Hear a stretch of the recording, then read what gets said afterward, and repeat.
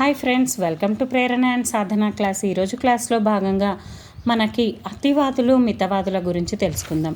అయితే మితవాదులు అనేది అంటే కాంగ్రెస్ మహాసభలు జరుగుతున్న టైంలో మనకు 1885 నుంచి 1905 వరకు కూడా మితవాద యుగం అనేది ప్రారంభమైంది. అయితే ఆ తర్వాత 1905 నుంచి 1920 వరకు అతివాద యుగంగా ఉండేది. ఆ తర్వాత 1920 నుంచి 47 వరకు గాంధీ యుగంగా ఉంది. మరి మితవాదులలో ముఖ్యమైన వారు ఎవరు?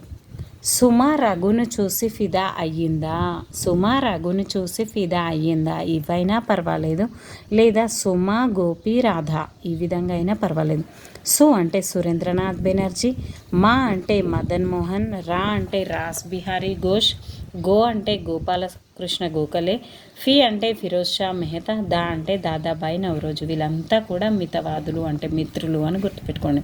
సుమ గోపి రాధ వీళ్ళంతా కూడా మిత్రులు. గోపి రాధ కృష్ణుడికి రాధకైతే ఎప్పటికి ఉంటుంది, కానీ సుమ ఇది ఒకటి గుర్తుపెట్టుకోవాలి. యాంకర్ సుమని గుర్తుపెట్టుకోండి, ఆ విధంగా అయినా పర్వాలేదు.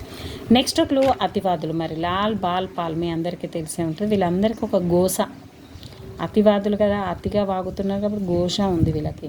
లాల్ అంటే లాలా లజపత్ రాయ్, బాల్ అంటే బాల గంగాధర్ తిలక్, పాల్ అంటే బిపిన్ చంద్రపాల్, ఘోష్ అంటే అరవిందో ఘోష్.